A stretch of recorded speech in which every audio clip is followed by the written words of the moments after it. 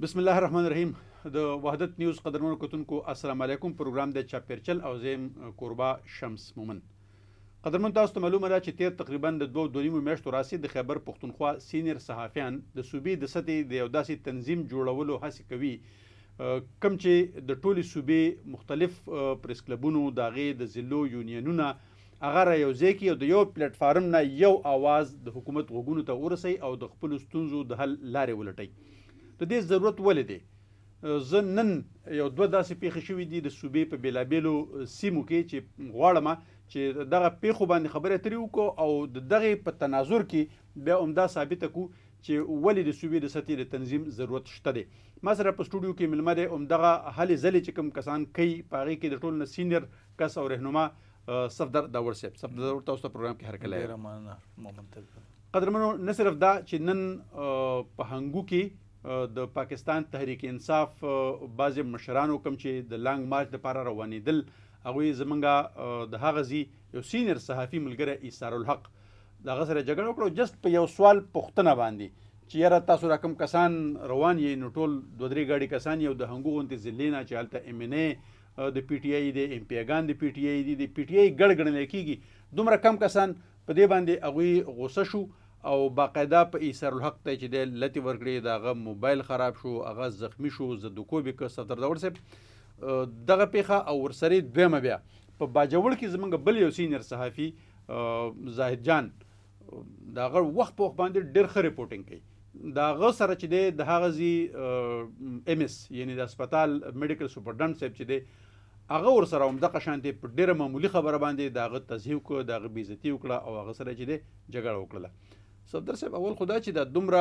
په یو ورځ کې په 2 ځایونو کې دواړه د سینیر ملګرو سره مطلب داسې هم نه دي چې یا د سوشل میډیا خلک دي یا په ایتکس باندې نه پوهېږي یا نور څه داسې کمزورۍ دي پکې ولې دا خلک دومره بلاست کېږي او د صحافیانو سره دغه تحقیقامیز کوم سلوک کېږي دې ته په کوم نظر ګورئ؟ ګوره مومن صاحب تاسو دوه مختلف واقعیت ذکر وکړو هلته هم دا دی چې مونږ خو همیشه که وګورئ 9/11 نه پس دلته مختلف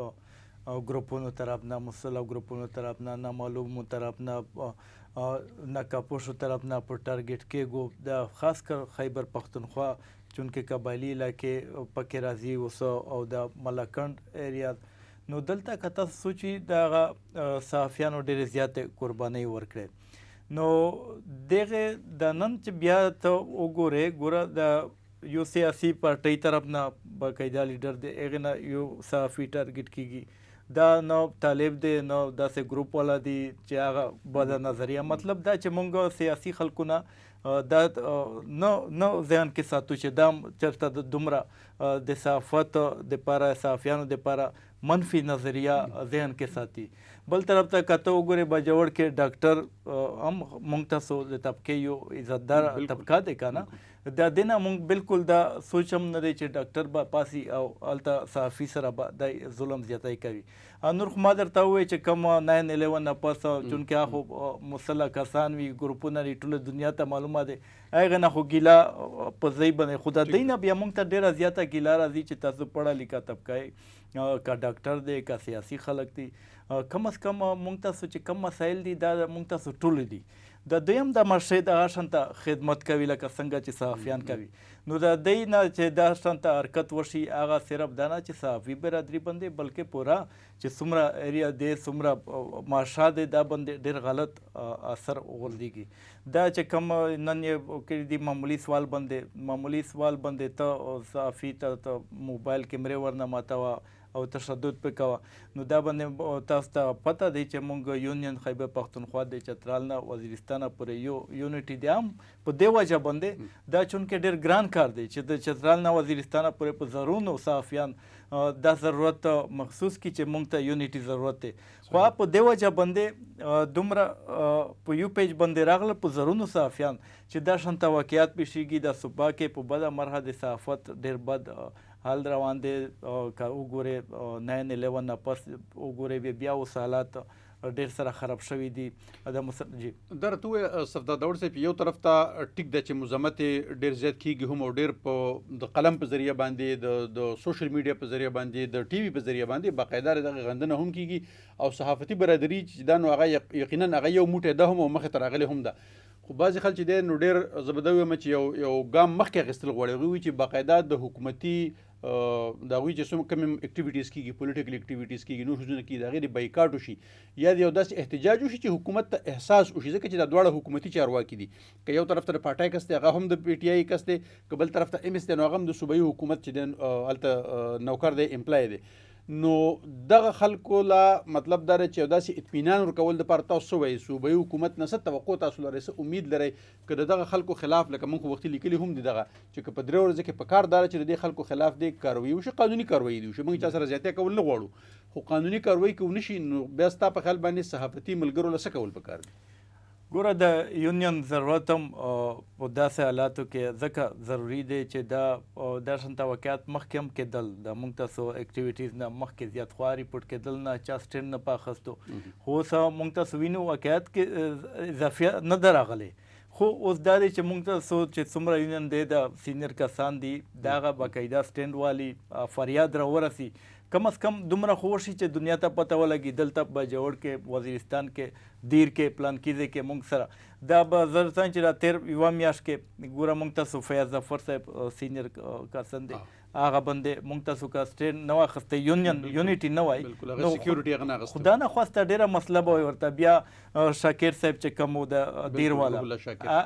دا شانته بیا دا دغه شو انګو والا، بیا بله ورځ چې کوم رسول داوډ شو. نو دا نه دي، زه دا ګڼم چې دا داسې نه دي شوي چې مطلب واقعیت زیات شول، نه دا هغه مخکې هم کېدل، ریپورټینګ زیات شو. اوس یو پلیټفارم میلاو شو او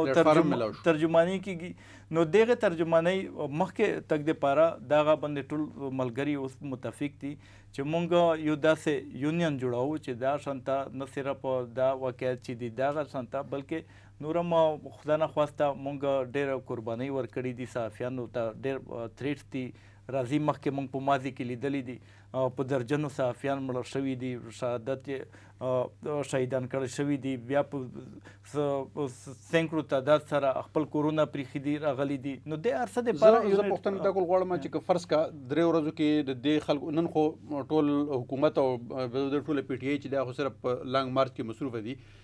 سبا د چوټۍ ورځ ده، شاید دلته نه واپس هم راوبرسي یا بني، خو که د پیر په ورځ باندې د هغوی سره ملاقات وشي او د دې مسلې اوسه پورې هغوی څه حل د مثال په طور دغه پورې نه رایستې، نو په کار دا چې را روان دپاره لایحه عمل د پښتونخوا یونین جرنالیست څه لایحه عمل ستا په خیال باندې تیارول تاسو غواړئ؟ ګوره چې څومره ملګري دي اوس سوشل میډیا دور دی، موږ تاسو ته پته نن بجوړ کې مظاهره وشوه، وزیرستان کې وشوه او دردم خیل کې وشوه، خیبر کې وشوه او کورم کې وشوه، انګو کې پخپله وشوه، نور چې کوم سوات ایریاز ملاکنډ ډویژن دی یا مردان پېښور ډویژن دی د هر ځای نه نن اواز راپورته شو. او په دا اواز باندې هم که چېرته حکومت نوټس نه واخیستو، ایکشن نه واخیستو خلاف مونږ دا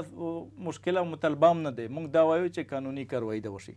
د هغه حکومت چې کوم قانون دی، د هغه حکومت چې کوم دلته پولیس دی، د هغه حکومت چې کوم تانې دي، هغه عدالتونه دي، په دغه کې د اف آی آر په وشي، په دغه باندې تحقیقات ته وشي، بلکې تحقیقات په هر څه ویډیو کې نن سبا ښکاره دي، تحقیقاتو ضرورت هم نشته، هر څه جرم هم پکې لیدل شي، د ټوله دنیا ویني. دا شانته د هغه والا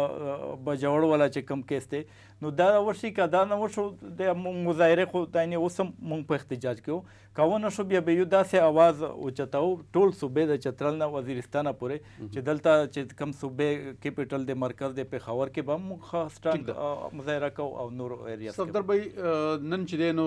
د لانګ مارچ اعلان کړی عمران خان صاحب او ډېر په غټه پیمانه باندې د ډېرې مودې راسې ورته تیاری و، لانګ مارچ له خو نوم ورکړی و، د هغې تقریبا سمته میاشت شوله چې ګرځېدل پکې منځ کې واقعه مو شوله، په هغه د حملې واقعه د زخمي کېدو. ته ګڼې چې د دغه لانګ مارچ د دې نه پس چې کله د څه دپاره یو قسم له هغوی کوو، که موږ دا ووایو چې یاره د هغې مین فوکس په منځ کې میاشتې وي، نیمې میاشتې راسې صرف چې دی د آرمي چیف تعیناتي وه چې یاره هغه پرشرایز کول حکومت ته او د خپلې خوښې چې دی یو کس مخې ته راوستل، چې کله هغه هر څه وشو نو څه ګڼې دغه نن لانګ مارچ غټ مقصد څه پاتې دی؟ هغوی خو دا غواړي چې یاره موږ ته د انتخاباتو تاریخ راکړی شي، خو نه اسلام آباد ته مطلب دا چې لاړل چې ګنې یاره هغه حکومت دې پرشرایز کړی شي، نه د خپلې خوښې آرمي چیف راوسته. نو ستا په خیال باندې د دې ضرورت څومره و او څه فایده به یې وشي؟ ګوره مونږ خو چې کوم تسلسل کې کا ته وګورې دا احتجاج د عمران خان د پی ټی آی طرف نه نو اول سر کې دا سوای چې زیات کسان هم چې نورا کمیونټیز دي یا سیاسي پارټۍ دي د دا وی چې یار حقیقت کې اسټیبلشمنٹ طرف نه یا بهر طرف نه سازشونه کیږي همیشه پاکستان کې لږ څه نه سپورټ ملاوېدو ورته یا خاموشي هم یو سپورټ وي بیا د شانته آی اس پی آر او د ډي جی آی اس آی چې کوم پریس بریفینګ و هغه کې بیا څه سیزونه لږ واضح شول بیا عمران خان د پر د عمل کې چې کوم بیانونه راتلل نو لږ دا داسې چې دا اسټیبلشمنٹ او د عمران خان د پلمانس کې مسله د پی ټی آی پلمانس کې مسله ده نو نه پس بیا د بند چې کوم اټیک وشو هغه نه شو په دال منس کې دا اوس چې کوم سیاسي قیادت بدل شو په دا ارسنام اهم چې کم دی چې کم آرمی چیف باجوا عاصم باجوا کم تقریر اخیری سپیچ وو دلته د ډېر زیات وضاحت وکړو که تاسو وګورئ لکه دا وایي چې اعتراف کول د سیاسي مداخلت په 13 کالو کې او پر روان وخت لپاره د نه کولو یقین دهني ورکوي بالکل بیا دینه پس د کم دلته شپږ جرنلان چې کم په دا کمپټیشن کې و چې آیا څوک په آرمی چیف راسي څوک په جوائنټ چیف اف آرمی سټاف راځي نو عام سیزونه واضح شول پرون بل نن بیا د دوه جرنلان چې دي دا واضح شو چې ریټایرمنټ اعلان یې وکړ لکه ریټایرمنټ علی نو په دا حالاتو کې اوس زوایم چې نور خو ارڅه بدل شول خو هغه دغه حالاتو نه مخکې چې کم پنډۍ راولپنډي چې کم د احتجاج ځای وشاله هغه ځای آغاز دی نو اټس مینس چې ته نوې عسکري قیادت چې کم راغلو د دې سره هم ته په انډرسټینډینګ باندې نه ځې که نه کنی په کار خو دا وه چې نوي سر نه ارڅه پلن کړي وای که د دې مطالبې یا نه منل کېدای یا ستاسو مطلب دا دی چې عمران خان د دغه نوې چې کوم عسکري قیادت مخې ته راغی